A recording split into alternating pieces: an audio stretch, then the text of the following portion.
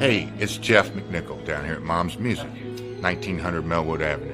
And I was just thinking, when I was a kid, the magic was at Frankfort Avenue, the Mom's Music at Frankfort Avenue. And I used to beg people to get a ride down there just to hang out with the guys and see all the cool gear. Now that I'm the owner of this store, it's like a dream come true. We're recreating the magic with the vibe that we used to have at the old store. We're carrying all the gear that you're going to possibly want. We're giving you the outstanding service and personal attention that you deserve.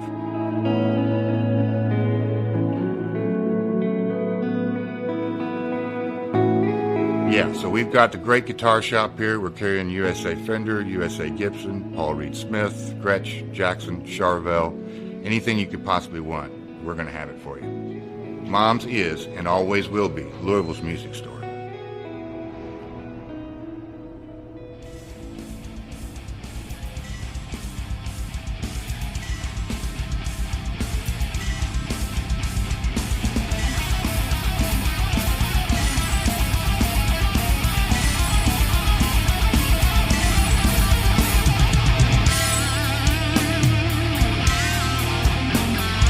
Thank you for tuning into the Metal Forge. I am Mark Jackson and I am your host. The premise of the show is pretty simple.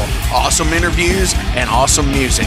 If you want to contact me, hit me up at metalforgeradio@gmail.com or visit the website metalforgeradio.com. And now let's get this show on the road. Hey Metalheads, thank you all for tuning into the Metal Forge. Here we are starting out March with Shadowland from New York. Super awesome fucking new wave of traditional heavy metal goth stuff. Fucking cool shit. I think y'all are really going to dig them today. But before we get into all of that, I do want to take a second here and talk about my life here personally for a second. I'm going to get down on the level with you.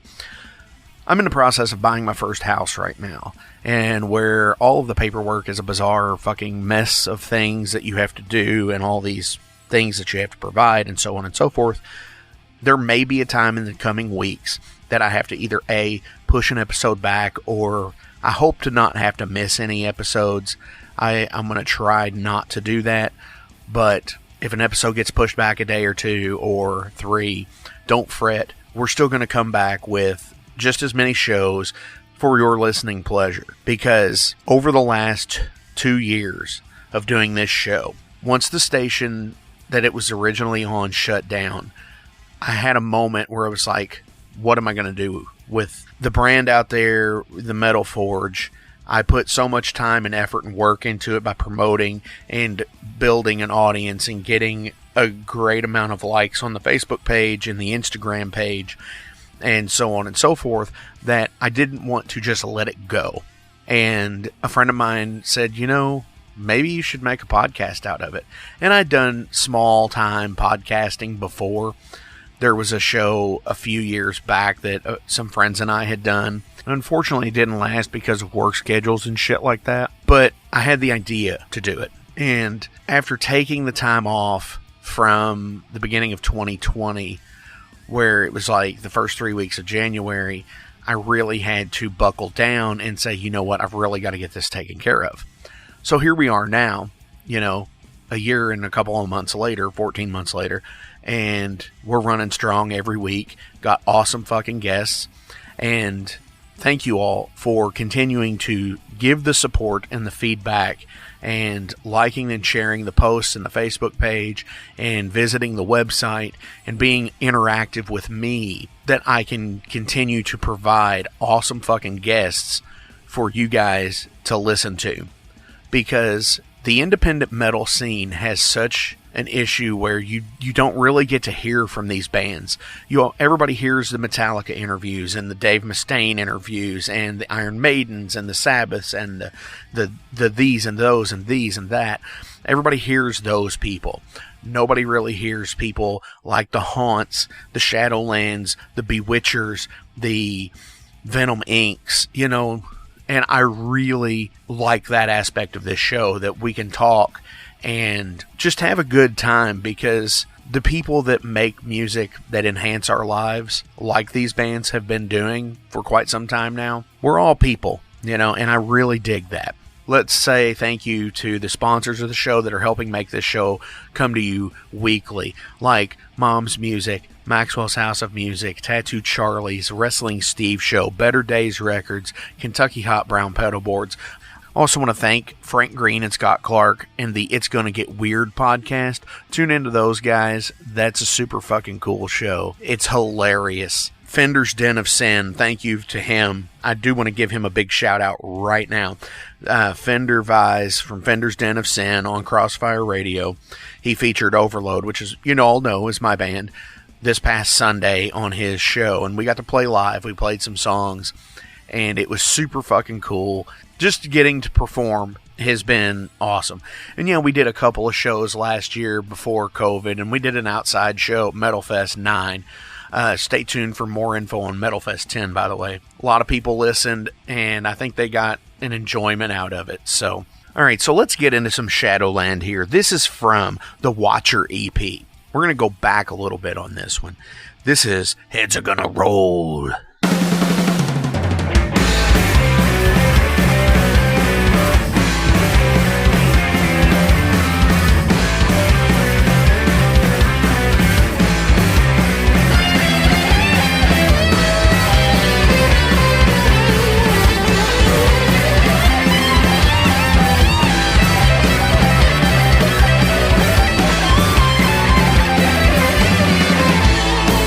Power shrouded in secrecy.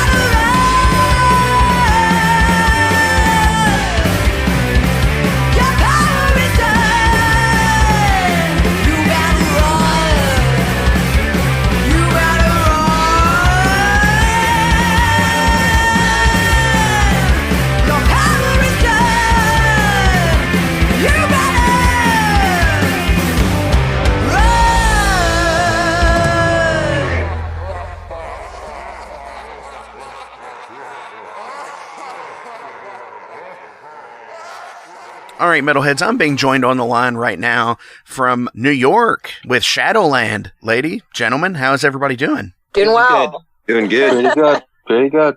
All right. So I usually don't do this through Zoom that often, so why don't we go around a little session here and introduce ourselves? Cool. I'm Tanya. I am the vocalist of Shadowland. Yeah. I'm Jeff. I play guitar. Go ahead, Al. I'm Blaze. I also play guitar. My name is Dave, and I play drums. Nice. How is the weather up there? Kind of shitty. Very black metal. Yeah, it's just kind of a wintry mix. Been doing a lot of snow. Snow, rain, yeah. And rain now. Mm-hmm. Oh, it's been snowing.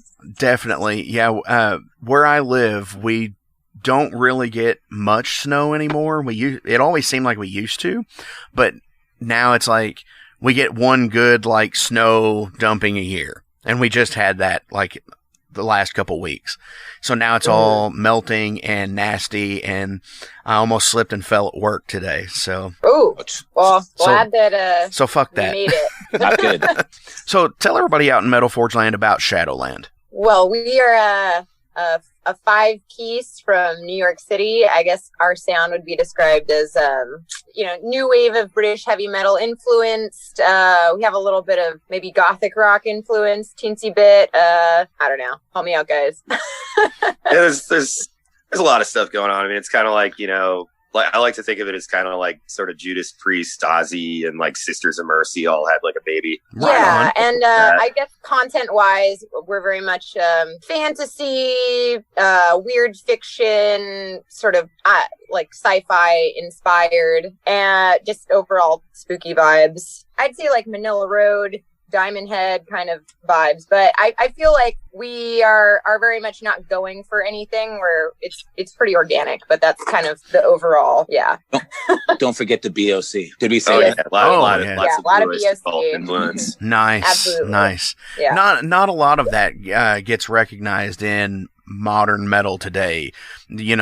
Everybody cites the Ozzies and the Judas Priest, but you don't get a lot of BOC listed on there. Which is Not fucking enough, cool, yeah. Because for me, I'm a huge fan of Fire of Unknown Origin. Oh yeah, That's a great album. I see that's probably my favorite BOC, but I don't know. Like I feel like I like to get weird with it. Agents of Fortune is great. Secret Treaties. Secret Treaties is great. I get into the weird. I get into the borderline not good stuff, like unironically too. Dancing in the Ruins, like I genuinely like that song. Right on. Nothing wrong with that at all. I mean, I'm not going to say it's good, but I do enjoy it. Wait, was that the one where they had like Guilty a pleasure video for it, and they're all like skateboarding in the fire and shit? No, I don't know what the video is. It's just like it's kind of like into the Is it like 80s? late 80s. Yeah, with their like I think there's a video for that, and it's pretty insane. Dancing in the ruins tonight. Yeah, like it's very like poppy. that's the one. It's nuts. That's a crazy video. Yeah, okay, I haven't seen the video. It's so weird. So with y'all being up there, I'm assuming you all get together each week for practice or something, or a couple of times a week. How do y'all do it? Once or Well, twice. Weekly. Yeah. Yeah, we've been hitting it pretty hard right now because we're in the process of recording. So leading up to that, we were doing like 2 to 3 a week just to really get everything solidified, tempos down, all that kind of stuff. We're in a pod together, so we basically only see each other or, significant others and roommates and each other. Right on.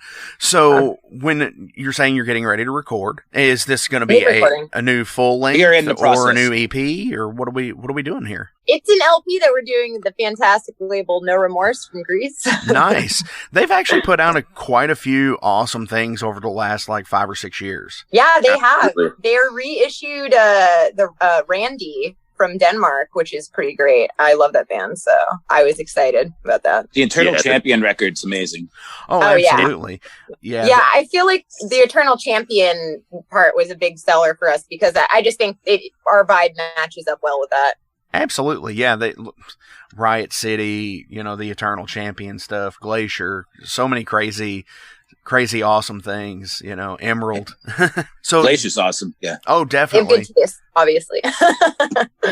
So when are we expecting that out? Do we know yet, or? Hopefully fall. We're not done recording. We have to get everything together still. So we're trying to get this all wrapped up in the next month or so. So there's a lot to do, but. Oh, definitely. Because it's a huge undertaking, especially when you've got, 5 members in a band, because, I'm in a 3-piece. So, we've got, our pieces, and then there's like just, it just compounds even more at that point. Oh yeah. And we're very DIY. So, yeah, it's a lot. Like I do all the artwork and we do all our, packaging.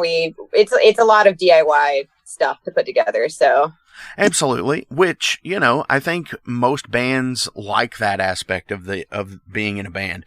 Of course, there's ones that love, just have somebody else do this. But I think if you're really into your art, you've got to be a fan of yourself to a degree, I think. I think you've got to be able to have that, that aspect of DIY. Absolutely. Oh, yeah. Because we all come from like a punk background too, so we're all used to that. But definitely, yeah. So with the punk background and the DIY, were you like Black Flag, where you're like cutting out the vinyl jackets out of cardstock like they did and stuff? Not for vinyl, but yeah, for our tapes. I actually had to dub our tapes. Yes, we got some ordered, but we had to. I ended up they didn't come on time, so yeah, a lot of collaging and pasting stuff together and taking it to the Kinkos. Yeah, I mean, our music video was Frank Huang from Frank Huang. He's one of my coworkers. He basically did it for us for like I'm cheaper than I want to say in public. Definitely. Yeah, I mean, but it was just him. So we had one camera guy, and then the rest was. I mean, I wrote the plot, I guess, if you will, and I did a storyboard for it, and Frank went out and we scouted locations with him, and it was really just us and him. So it's very DIY production over here. Well, that's how it should be, I think. Because like absolutely. I said, you've got to be in it to win it, as they say. Which if you're not putting that kind of effort into it, why even do it at that point? Right. But as to what Jeff said, being cheaper than you would care to admit in public, those are the best friends to have in the music business. Absolutely. Those are definitely the best friends to have, because usually if they'll do it once and then they'll like it so much that they'll just keep doing it. Yeah, I mean, he definitely, he's worth a lot, and he definitely was being helpful to us as a friend, so. Definitely. Yeah, absolutely. Hell yeah. So, in 2020 was Lost City. This is the most recent EP that you had done, a 2-song 7-inch. So walk me through that. You got the 2 songs together. You put it out on vinyl. Distributed it. We recorded it with Artifact Audio in New York City. I do the artwork and the packaging and design, and Al kind of runs the business stuff for the band, I would say. So yeah, we put it out by ourselves and distributed it ourselves as well. So definitely. And I actually had just recently bought that off of the Bandcamp page, which of course always will be links below. Thank you. So it's all that's going to the new record. Absolutely. And of course, I just saw that. Thank you. Oh, definitely. The thing about it is like when you do your own production on that, you've really, especially with vinyl these days, it's such a popular medium now, where, for years, most people in their, my age group didn't have that to be able to put anything out on. We just had to do tapes and CDs. It's almost like you've got to really know your fan base, because you don't want to overpress vinyl because of the expense. Yeah, you have to hit a sweet spot, because also it doesn't really make sense to press, 200 of something. It's just not, it's going to be more expensive in the long run, because the more you press, the better price you get. So, right. I think making molds is the expensive part. After that, it's the repressing is so inexpensive, and once you get the plates made and stuff, definitely. I've been through that before with a band where it's like you press like an astronomical amount, because you're like, yeah, we're going to get these really cheap and we're going to sell all of them. And then like a year later, when there's like still like 3/4 of them left, I get it. Yeah. I get it 100%. I've never been left with a huge stock. There's a fallout. Dave? Oh, I'm just saying, like, if, you're left with records, there's, it's a fallout. It's a, it's an expense, Oh, That's all. absolutely. Yeah. And, because they just sit there and serve as coasters and even after the first couple of years, they don't even, they're no longer stocking stuffers at Christmas. Yeah. Once you've given away, I made most of my friends and family pay, not family, but, I don't really have that much family, but yeah, people had to pay for theirs. See, I've done the opposite. I've made family pay for it and give it to friends. Yeah. Well, if I had family that I could chuck it at, and I would, yeah. But I actually don't think I gave my mom one. But. Definitely. Well, the 7-inch is still selling currently, so like it's going. Yeah, I don't know how many we have left, but I think we ended up pressing 500, right? I'll show you how many we got left. Hang on. Do you guys remember? Did we do 500? We pressed 500. We probably shifted about half of that. Right on. Yeah, right on. so I can't figure out my camera. For like a year or less than about a year, and all self distributed, and like we're not a super well-known band. We're only a couple years old, so I feel like it's doing pretty well, and we have about half of our recording expenses covered for our new LP, so okay, not bad. All right, hang out for a second. We're going to take a real quick break. We're going to come back with more Shadowland here at the Metal Forge. Hey guys, Wrestling Steve of the Wrestling Steve Show here. So if you're currently listening to the Metal Forge with Mark Jackson, then you understand that Mark Jackson has a pretty discerning taste when it comes to music as a whole. You'll also understand that he has a discerning taste for professional wrestling, just like me. My show is called the Wrestling Steve Show.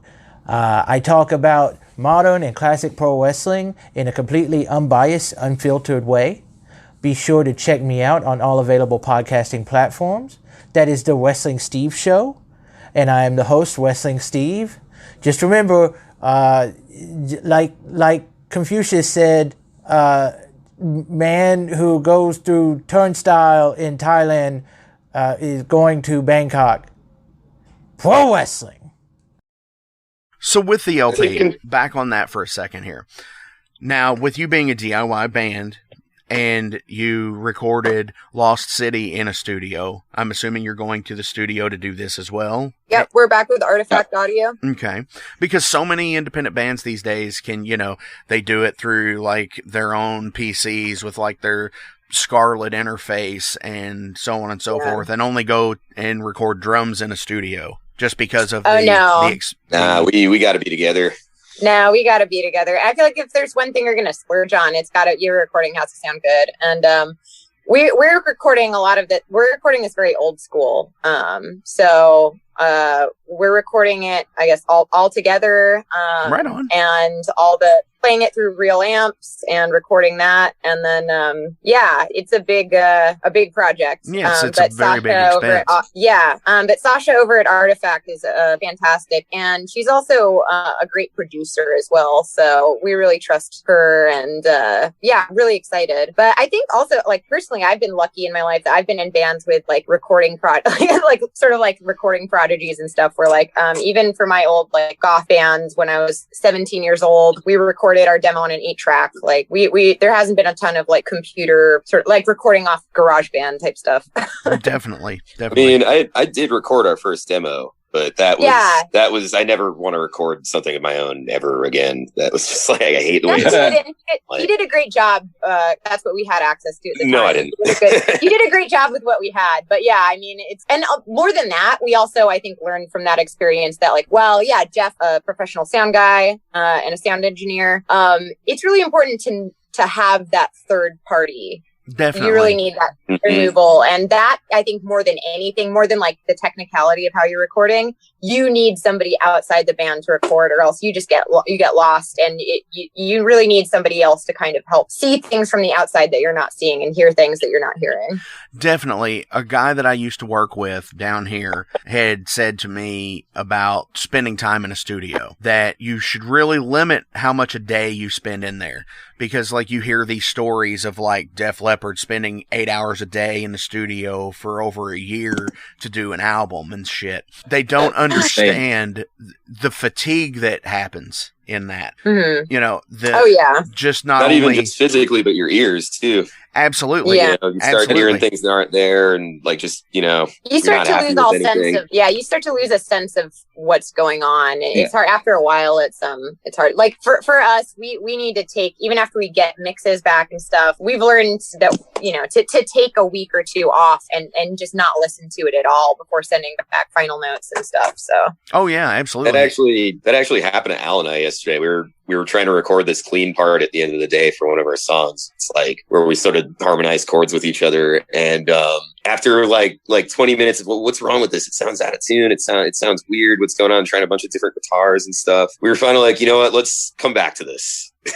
This isn't working. Let's all go home. It's really hard to have like objectivity when you're down in it. And I feel like a lot of my favorite artists across the board sort of fall victim to their own success. Like, for example, just like filmmakers, David Lynch or, Guillermo del Toro, they start making these movies that are just kind of like crappy and self-referential. And it's like, they're not, Martin they're not like giving themselves distance. They just sort of like end up within their own little world of like, this is what I do. And then they don't have those like good influences from when they were younger. They just start like kind of sniffing their own farts and just like, right. Referencing their own movies. And I feel like that kind of happens in a microcosm when you're in the studio where you're like, I don't know what anything is, because you're just basking in your own sounds. I think that actually happens a lot with a lot of musicians. Everything fits a certain way that you get like the bands that sit there and say, oh, well, we can't write something like this because this is not what this band writes. And then they have to, when it should just be like what you're saying, the free form of just experiencing the art as it is. Yeah, absolutely. And I think that's been something that I think is great about this band is that, I feel like too often people sort of get together and they're like, okay, so we're going to start a band that sounds like this. And we really didn't do that. We're all bringing different stuff to the table and our influences are very broad. And we're kind of like, we have sort of directions that we want to go in, but, even within this record, there are songs that sound pretty different from each other. And I feel like it's good to, come into your own sound, but you can't force that. And I think that we are organically finding who we are as a band. And I can hear it like throughout our recordings. So I'm happy with that.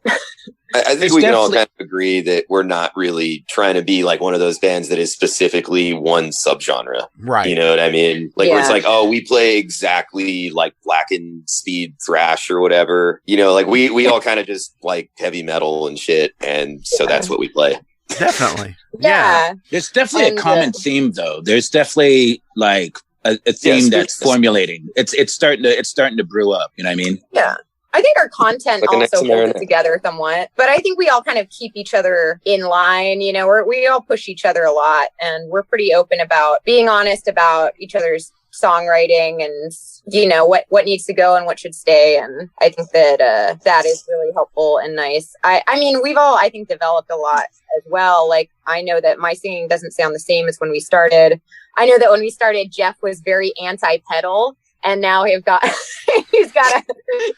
a little pedal board now. He's got a really punishing little pedal board. He has at least I need something to click on to make myself louder when I do a guitar solo. Yeah, when we started, true. Yeah, he talked a lot of shit on goth music, and now I've got him using a chorus pedal. And well, I mean, like Brandy Rhodes used a chorus pedal too, so. Well, yeah, I'm just saying. No, I mean, you were the one talking pedal shit, board, not big. It's not like one of those people that shows up with like a fucking sidewalk block full of like boutique pedals. Yes, and then has the riff or something. It's definitely not that. Maybe one day. I have friends that would be up there doing tap dances on boards. So I get like they're playing a calliope or whatever, calliope. Yes. You just hear someone like river dancing. Yeah. Some people it is, I'm sure. So, but then again, I'm also the guy who uses a bass wall and shit like that too. So. Yeah, it's mostly just me tripping over patch cables. So. Right. Yeah, booby trapped. I'm just afraid to play shows again because I feel like we keep getting, our setups keep getting like a little it's nothing crazy, but a little bit more complicated. And I'm there trying to like slink around, and there's just like, just like pedals and fog machines, and like Jeff is doing spins around where I'm always like almost colliding with the neck of a guitar. So I feel like not having the practice. We own like 3 fog. We have like 3 fog machines at our space now, and like nice. Sometimes we'll have friends like kick them on for us. Like back when we were doing shows at like Key Parts and stuff. We're a pro fog band. Nice. We're definitely very pro fog. With a show aspect of things, not just playing live, you definitely believe that there is a performance aspect that has to go with this as well. 100%. If we had our way, we would do like a full Alice Cooper King Diamond situation. It would be like welcome to my nightmare all the time, I think. Personally, I feel like that's where we would take it. Nice. Which is actually really I had to drive cool. all the way to Jersey to buy some candelabras. Yeah. That's right. I mean, metal should be theatrical, in my opinion. Well, it should. And that's the thing, too, is, I mean, you can only take so much of, as I call it, 5 dudes standing on a stage playing music. Yeah, I mean, that's fine. But, like, what's the point? I don't know. I feel like we've all seen a lot of shows in our time. We've all been, like I said, like got into DIY music when we were like very young teenagers, 12, 13. And we've all seen a lot of shows. And at this point, like, I don't know, it's the good music is great, but, you just want to be entertained and you want to suck people into a whole atmosphere. It's like the music and the content and the performance and the artwork, it all should sort of create like a world. Exactly. Very much. If not, like, what's the point? Definitely. And I think that's where a lot of when like 90s metal and stuff came along, there was not as much show as there was just people playing on a stage. Because, you get the Metallica and Justice for All tour, or you get like the Speak of the Devil tour with Ozzy, where it looks like a castle and shit like that, or you just get these elaborate stage setups like King Diamond and Alice Cooper, and even Black Sabbath when they made the reunion shows and shit like that. It's kind of hard to do on a regional/local level. I get that because you don't always have the venue space, but I've always been an advocate to dumb down as much as you can and take what you can to where you can. Like, okay, I can understand that like we can use the big backdrop here tonight, but we can't use the sides. Or we can use the scrims on these, but not the big backdrop. So I think it's a matter of finding where each venue has its place. Yeah, so like just adding on as you go. Definitely. When you start out, maybe it's like, okay, you make yourself like a small banner, and then you're like, oh, okay, we'll decorate the drum kit or something. Just, small stuff you could add on, grill cloths. Eventually you get somewhere really cool. Yeah. I mean, we only unfortunately have like one tour under our belt because since we were supposed to go on tour when COVID basically kicked off. But yeah, I mean, I feel like we don't have like a ton of stage setup or like costuming, but we make do with what we have, like literally just like a fog machine, and I'll bring like a light. So we have some underlighting, and we played venues. We had some great venues, but we also, played basically like warehouse rooms. And I feel like looking back at the pictures, I was pretty proud of the atmosphere we were able to create with what we had. Like we didn't have lighting there. It was like a DIY stage. There was really nothing in the way of atmosphere, but just a fog machine and like a homemade light that we brought. It really changed the mood I think we sort of were able to cast a spell. Definitely. And that's really what matters. Really well too. It's like creativity in a guerrilla sense, like you're out there and you're trying to be creative with what you got, Definitely. And I think that's what we've done in the past. Definitely. And when we had stages. And if you were ever in theater in like high school or college, if you're in stagecraft, it really makes a difference. I was in theater. I was actually in theater tech. I didn't go to much of high school, but I did set building, sounds, and lighting because they paid me. So that was cool. And you get to find out how inexpensive you can really make certain things. Oh, yeah, absolutely. And I mean, I've been lucky enough that like from growing up in punk, like my friends have always run venues and stuff. So I think that's like the only way we know how to do things. And it's not even something we really think about. But that being said, I feel like we are consciously always trying to improve just the the quality of, taking people out of that room and onto on a journey with us. I'll definitely like punish the band by being like, okay, so here's the mood I want to create for this song. Like, you're walking down a deserted trail in the forest, like the moon is glowing and there's fog in the valley. You see upon the hill, like rising from the crest of the hill is a single abandoned tower. So you're like, playing D&D with the band. What's up? So you're playing D&D. No, absolutely. Yeah. I mean, it's a little bit like that. I literally have done that, though. I think, they will attest to. Well, we played Munchkin, not D&D. That was Definitely. fun, though. Wait, hang on, time out. When you say Munchkin, now you got my nerd kicking here.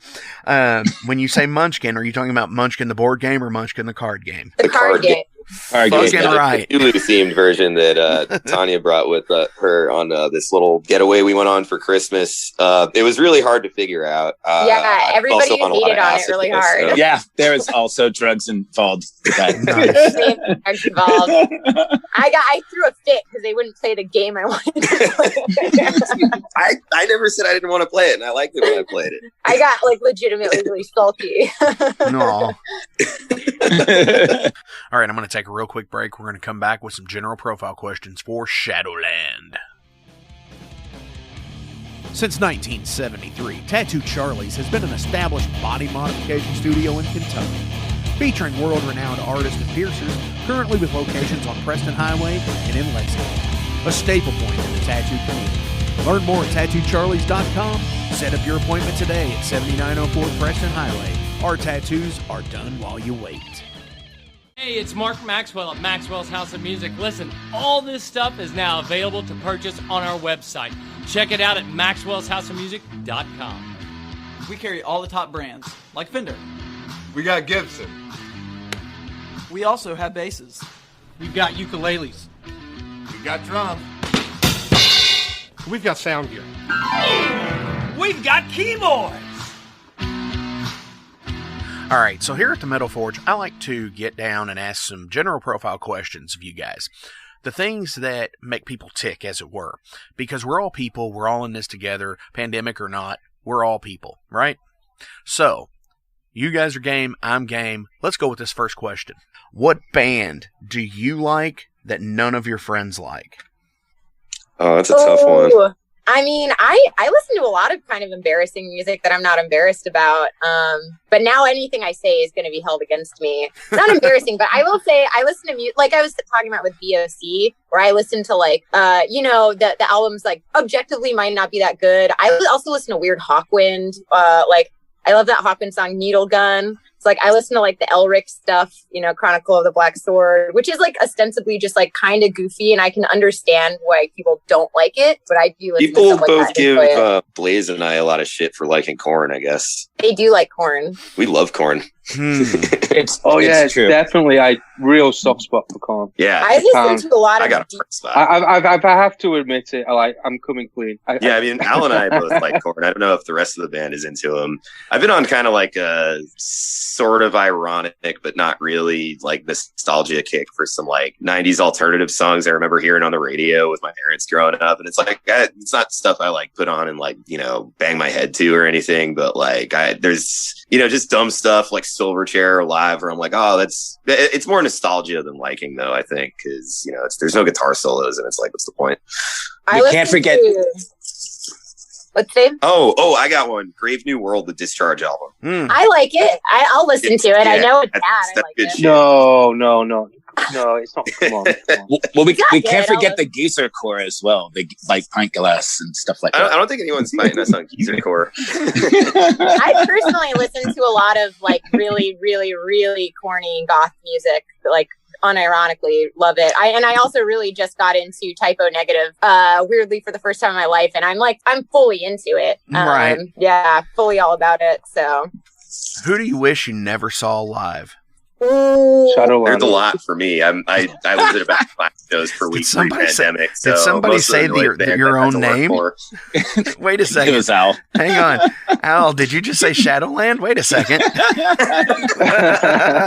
He's being cheeky. I'm being cheeky. Oh, you know what? Oh God, I don't know if we should. This is gonna get us in trouble. Go for it. Say it.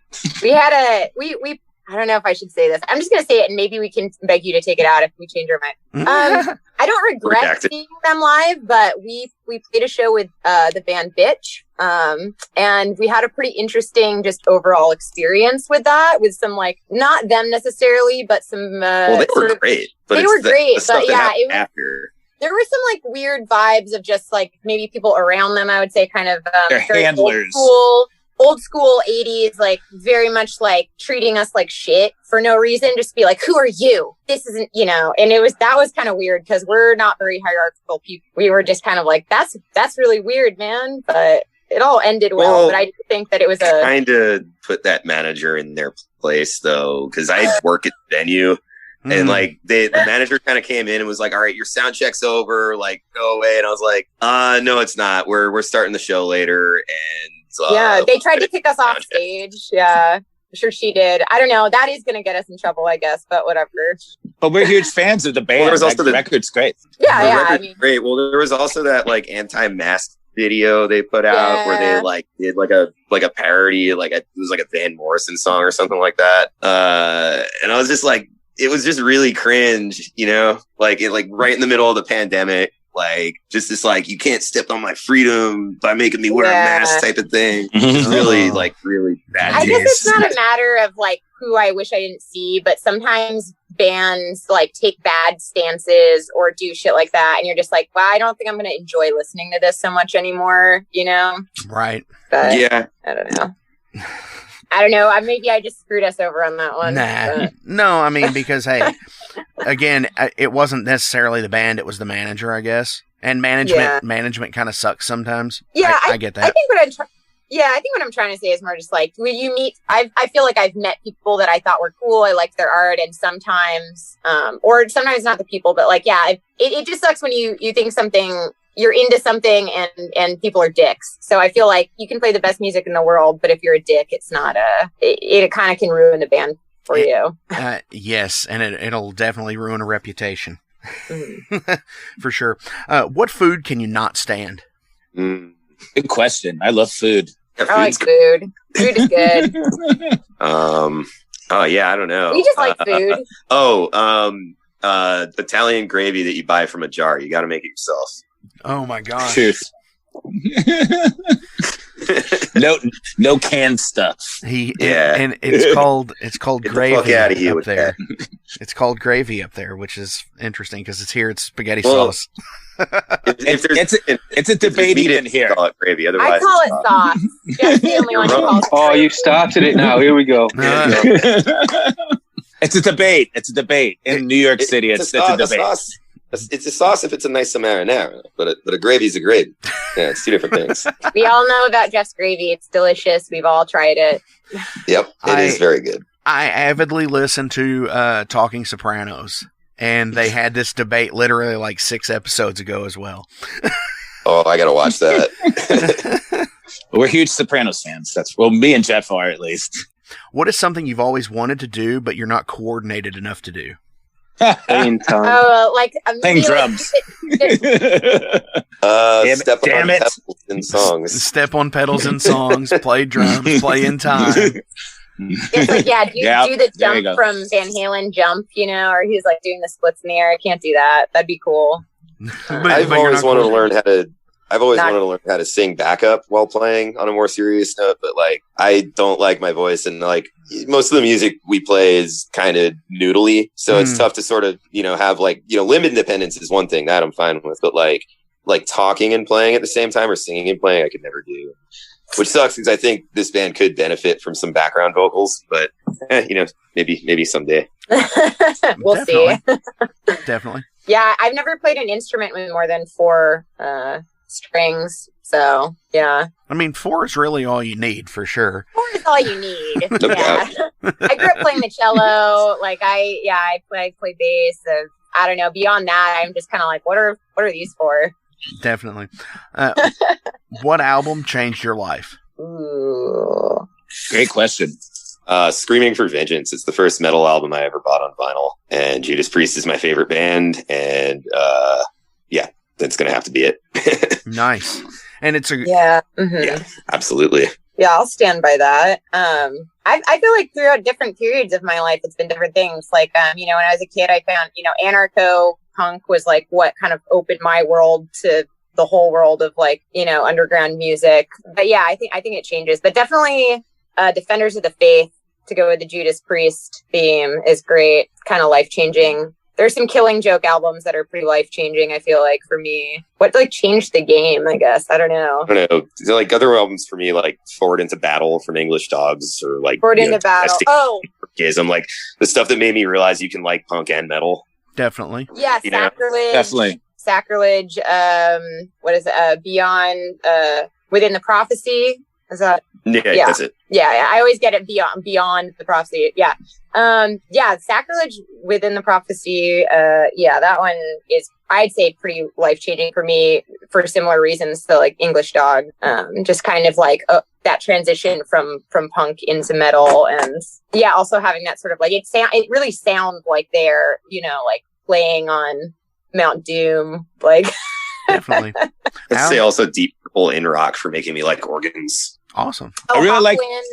Oh, sorry. I really like the Blitzkrieg when I first heard that song. And it was Metallica that I heard it off of first. And as a kid, I thought it was their own song. I'm like, wow, this riffage is amazing. And then I learned it was from another band, Blitzkrieg. And I feel like that's like one of my favorite proto thrash, like a little bit after the British new wave of heavy metal stuff. But that and Scorpions, I would say hearing Scorpions for the first time, goddamn, like Blackout or, Hurricane, stuff like that, Absolutely. That was a pretty amazing stuff.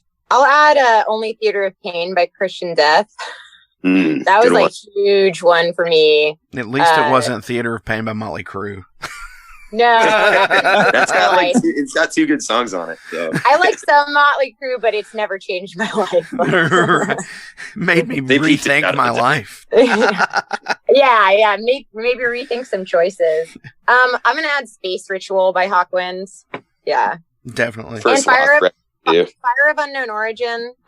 So many life-changing albums. Yeah. That's awesome. That's awesome. If you had one album to pick, what would be an absolute playthrough, front to back, back to front? The upcoming Shadowland LP. I like the way this guy thinks. Yeah, Al things. He's our in-house manager, keeping us on track. Definitely. Yeah, I would sail through the seas of time to listen to this album. Also, just so I could know like how we're gonna do it, but finish doing it. Right on. So it's gonna be everybody's picking the Shadowland album. Yeah, all right. Yeah. Just say Melissa. I don't want to hear otherwise, guys. I don't want to hear otherwise. Right. I mean, like fair enough. Any of the albums we said for the last question would work too. Definitely. Yeah. I'll throw it. Yeah. Any Killing Joke album, nice. And us. And awesome. We have no ego problems here. just an ego. Just ego. I mean, getting back to Metallica, I feel like the first 3, I can listen to all those front to back, no problem. Like, kill them all. The only 3. The only, yeah. Well, okay, well, we're not going to go there. You made me do it. Well, sorry. I lit the spark. You did. I want to give kind of like a bullshit like walk around answer to this one, where I would say I think that it's important to just like, I do appreciate just all of the albums where it does make you want to listen to it in order as an album. And I think that's really important, especially because, everything's, like singles now and everything's digital. You can kind of skip through. So I really do appreciate the art of the album, like Definitely. As a journey on its own. So I really, really appreciate when I'm listening to records, just like, little things that bands sprinkle in there, little like intros and outros and little like hidden cookies and just sort of overarching stuff, stuff that comes back into the record in different parts. Like I do like listening to music as an album. It's sort of like, it's like a short story versus a novel. Definitely. Yeah. Absolutely. And I think that's, the reason why I asked that question is because me personally, not coming from a era of just singles, because, hey, my parents came from the single era as well, where people, were all on 45 or whatever. And then late 60s and 70s and 80s and 90s, it was all album based. And then in the 2000s, it became back to singles again. There we are. For sure. I think it builds a relationship with the listener also that you can't get from just a song. Well, I'm also I've come to find out that I'm a really big fan of the deep cuts on albums. Like, Dyer's Eve, just to name a Metallica song. Who do you lean on outside of the band for an objective opinion? Good question. Oh, I don't have Sasha. any friends that tell me Does things I don't Sasha want to count? hear. I'm sorry? Sasha counts. Yeah, Sasha. Definitely Sasha. Yeah. Well, but, absolutely. But that's somebody for still. the last 3 releases. But isn't that still somebody within the camp, though? Yeah, I guess. Yeah, so. you're right. Sasha Because is on average. she's married to it just as much as you all are to a degree, right? Yeah, that's true. That's I just true. thought of it though. Our friend John Hack on. Oh, yeah. This guy. Yeah, shout out to John Hack. Shout out to John Hack. Yeah, shout out to John. Our Shout out to biggest John. our biggest hater and fan, I think. I We mean, actually quoted him in our press kit bio because We he was did, trying yeah. to diss us, but he just ended up saying all this stuff that we think is cool. Like he was like, "Man, these New York posers look like sacrilege and sound like Judas Priest," and like it's like, thanks, man. I was like, holy shit, thank you, dude. Exactly what we're going for. It It's like seems every like time there's a somebody- lot of those people that say shit like that up there. Well, roasting is the sincerest forming of flattery, I think. I mean, if you have haters, that means you're doing something right. Absolutely. Right. Shout out to all our haters. We need more. I had a dude on the internet try to insult me personally recently by telling me that I looked like an older, dirtier Cher. And I was like, holy shit, you think I look like Cher? That's awesome. Like, Nice. yeah, like I was stoked. Thank you. Thanks for sharing that. Yes. Thanks for sharing that. What is your most cringeworthy moment on stage? Oof. I don't think about those. If I thought about those, I would never be able to do it again. Fair What enough. about Virginia? Does it have to be this band? No, it doesn't have to be. No, just whatever you think your most cringeworthy moment on stage is. I mean, it's not really that bad, but last year I in one of my other bands, I was on a bigger stage than I'm used to, and I accidentally knocked my guitar into another guy's guitar, and we both went out of tune in the middle of the song.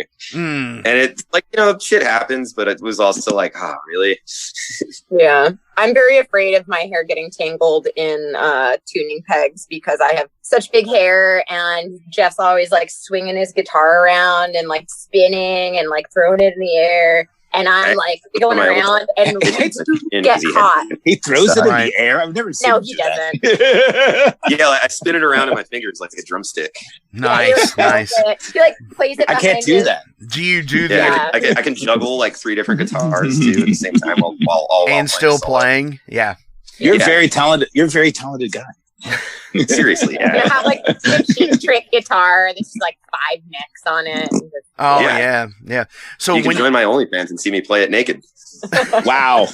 I told you not to play your OnlyFans on this podcast. damn it. Don't slut shame me, So Tanya. do you do the guitar swing where you throw it around your neck and it comes back around to you? No, I've never been ballsy enough to try that, but there's this really good. Make sure you have strap locks. In VHS, Yeah. where George Lynch does it with a gig bag, and he's like, it's pretty funny. Jeez. Well, they have strap locks, but they're strap the screws will get stripped on them. So I'm like, where's your dude? Do you guys not have strap locks? And they'll just pull the whole screw out. So I don't even understand. I've seen enough videos of guys trying that trick and trashing their guitars, and also even if I could pull it off, most of the places we play, the ceiling's so low that you can't even even if you pull it up, it gets stuck in the ceiling, the headstock up there or whatever. I have a used to be friend able that to did do that. it, actually with a bass. Really? But not while playing and not plugged in. But my friend was I have a friend, my friend Mira, who's in a bunch of bands, very accomplished bassist, and she's like, yeah, you just gotta practice doing it in the mirror. And I just did it a few times to see if I could, but I could never do it in a real situation. No, definitely not either. But I do have a friend who did throw it through a ceiling one time because he was also playing bass. and he was probably about 5'8", and it was a low ceiling. Shoves the headstock into the drop ceiling. That was one night. Another night, he did it, smacked the singer in the mouth with ouch, nightmare. That's yeah, horrible. Yes, I did give one of my old singers stitches one time, like in some house show. Like he headbanged into my guitar and ripped his chin open. I had banged that sucked. It was really metal though. Oh. I had banged into Al's guitar after our set, and I did something. I just like threw my head for it. I wasn't headbanging. I just was like laughing or something. I just smacked my face into his guitar. So it doesn't take much. But yeah, I remember that. Or guitar. Sorry about that. I almost put my eye out one time on like the older Ibanez headstocks where they have like the two little like points on the end. Hit it with the guitar player. It was terrible. And we both caught each other right at the same time. We were like, whoa, holy shit. See, for DJs, none of this would be a danger. Yeah, right? Well, the thing nobody would be listening to this podcast. So. That's true. Nobody does anyway. No, I'm kidding. But it's like the thing is that COVID hit like right in the time we were just about to start touring. We would have had so much more stories if it hadn't happened. But like here we are, No, this is all good though. All right, we're going to take a real quick break. We're going to come back. We're going to answer some more questions here. We're going to jam out with some Shadowland here at MetalForgeRadio.com. Fucking right. Hey everybody, thank you for tuning into the Metal Forge this week. I really appreciate every last one of you that listens. But before I go any further, I do want to tell you that we do have a Patreon page here. And there's 3 tiers. There's the down and dirty dollar tier. It's just $1. Hey, you're not going to miss $1. Nobody does. Then there's the $5 Showstoppers tier, which you get a patch, stickers, whatever we have that's in that price range. And then there's the $20 a month Master, where you can get a t-shirt, any size, any color of the Metal Forge logo. Fuck yeah, that's awesome stuff. Oh, and by the way, if you donate on there, guess what? You get the show 2 days in advance from everybody else. Thank you all so much. It's patreon.com/MetalForgeRadio. Check it out and donate today. I love you guys. Thank you. What's your biggest pet peeve? Jeff soloing over my vocals. you mean Tanya singing over my solos? Really do cool stuff. So. I mean, I'm the lead singer, so I don't really. Yeah, well, I'm the lead guitarist. And Derek Smalls is a lead bass player. That's our other we take joke, ourselves very seriously. Yeah. And Al is the lead second guitar, and yeah, Jeff always solos Dave over is my the rhythm, lead and drummer. It drives me crazy. He harmonizes over your harmonies. And, gosh, I hate it when he does that. Yeah, he's like, let me play this harmony. Well behaved for a lead guitarist, all right.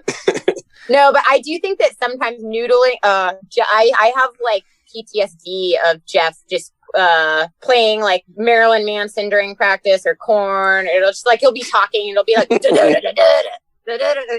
it's just that like usually sometimes when it's gonna happen and you try to stop it before it happens. And you can't. That's my way of getting you guys to stop having a conversation about something non-band related during practice and get us to play another song. That's fucking bullshit. You do it all the time, regardless. All right, yeah, no. I'm going to take up for Jeff on this. That's a guitar player thing. They do that for a reason because I had a guitar player, virtuosic player, and he fucking every time we would like practice a set and stop. He couldn't stop fucking playing. It's like, dude, take 5 fucking minutes. I have no other choice than to play along with him. Like, what am I going to do? Yeah, no other choice. I hear the riff. I'm just like, I got to play that.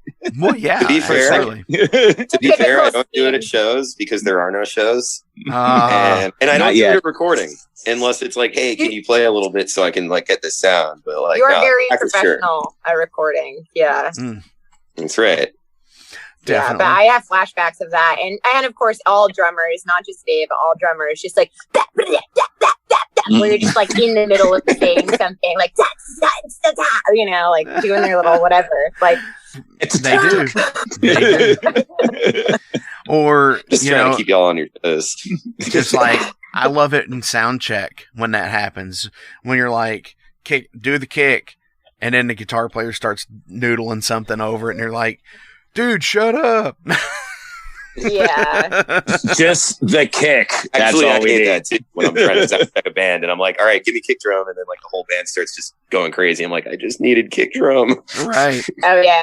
Don't get Jeff started. I actually did that once. So I worked for Venom Inc. a really long time ago, and they brought their own sound guy. So I was just kind of like patching mics in for him and shit. And when they went to go on, their drummer was like, "Hey man, can you go play Abaddon's Kit for me?" And I was like, "Oh yeah." And I kind of kick, snare, rack, tom, floor, all that shit. And then like he's like, "All right, play the whole kit," and I was like, "Yeah," and just kind of started doing like the Wayne's World thing on it.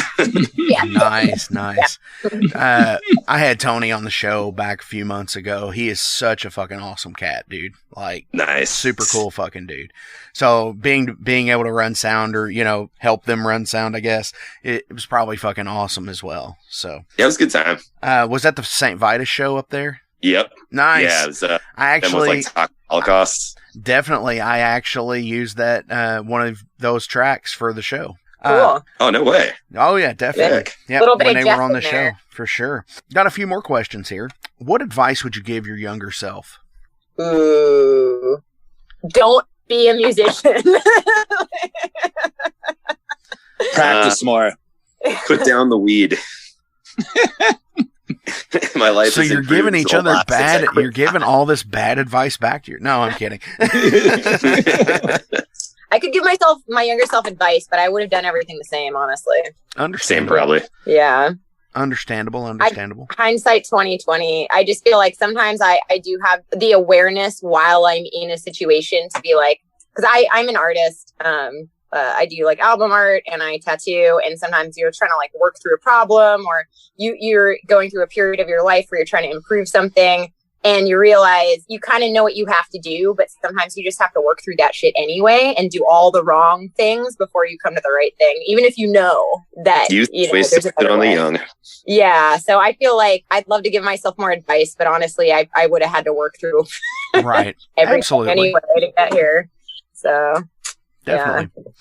All right, and before we go, I got one more question. Before we do that, again, always links to Shadowland will be listed in the description below. It will be to the Bandcamp page, to the Instagram page, any kind of other social media that is out there for you guys. Definitely. We already gave one. Do you have any other shout-outs you want to give to anybody? Yeah, we've shouted out Sasha. We should shout out St. Vitus. Frank. George, Frank. Definitely. Yeah, George has been really cool. I mean, just letting us use the space even when they're closed and stuff. And, always putting us on cool shows. Yeah. Tyler Absolutely. for also booking us on cool shows. Tyler Kane at Brooklyn Bazaar, who actually worked for me at Vitus now too. Chris Kovacic. Wait, let's say their full names so that they actually get a shout out. So we've got Frank Wang from MS Live, George Sulidis. Okay. You're not gonna be able to spell it. Yeah. George from St. Vitus, Sasha from Artifact Audio. Who else? Satan. We'd like to thank our benefactor, Satan. The dark one. aka Lucifer. All of our demonic familiars. I would like to thank Tequila. What's up? I would like to thank Tequila. Nice. Jeff wants to thank Tequila. Should we shout out Cedric? Well, Cedric's not here yet. Cedric, our bass player who's not with us right now. Thanks what for about Johnny Holiday? showing up. What? He's roasting. Yeah. He's roasting Cedric's roasting right a chicken. Yeah, so we gotta roast him. I would like to shout out Al's dog, Rosie. Oh yeah, shout out to Rosie, my dog. Yeah, she's. Gotta shout out to her. Shout out to John and Hot Donna for driving us around and letting us. Donna is a Camaro, so thank you, Donna and and John and my cat. It's a bitchin' Camaro. My cats for getting me on the Judas Priest Instagram at the beginning of quarantine. Nice. Yeah, and they'll probably make an appearance. Yeah. Definitely. I would like to thank shout out my snake Todd for just being generally really cool. Todd's never done shit for us. Take that off. Hey, he's not really done anything. Todd doesn't even have opposable thumbs, dude. Yeah. Nice. Shout out to Metal Forge as well. Thank you. Dude, thank you so much. Absolutely. Absolutely. Well, then shout out to Shadowland for being on this week's episode of the show. Fucking right. Righteous. Thank you. And shout out to Metal Forge. Nice. Thanks for having us. Thank you. And final question. If you had followed your dream as a child, what would you be doing right now? Same exact thing. This. Yeah. Yeah. Only more people would listen to my music. I mean, yeah, this. I would probably be on That's like a unanimous horse at this living in a point. castle, but second to that, just this. Painting dumb pictures, playing dumb songs with my band. It depends what you mean by child, because like if really young child, I'd be in a lightsaber battle right now. But generally, I'm doing what I'd want to do. We'd be doing this. Awesome. Well, then that's the beauty of it. You know, if this is what you always wanted to do, you're doing it, right? Absolutely. Yeah. So fucking right. Yeah. Awesome. Yeah. Well, thank you all so much for coming on the show this week. And from the EP, what do you want me to play out today? I mean, should How you about title track?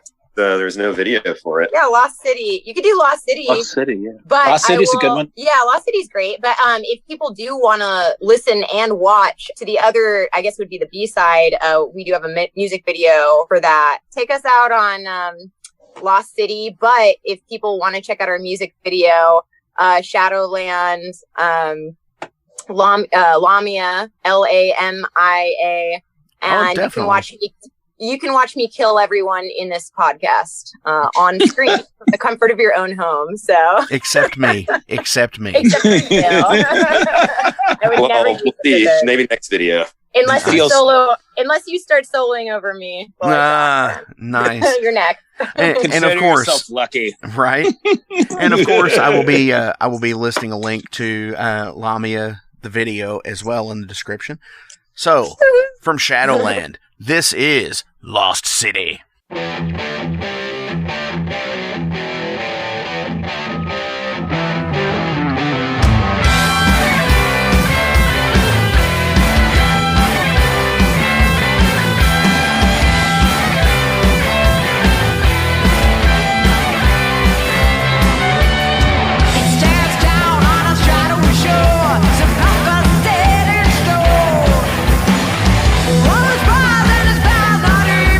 Dead, we're calling it home.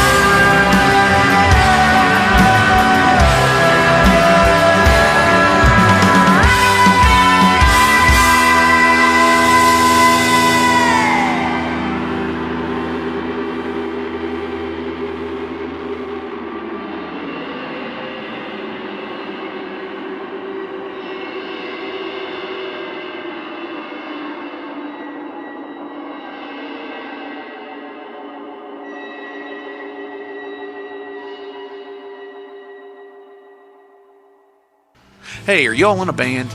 Do you need merch for shows? By now I'm sure you've seen all the Metal Forge patches that are available, along with many more. Well, the printer I use for those is UKR Patcher. Check them out on Facebook and Etsy. They do awesome custom work and for extremely affordable prices for any band budget.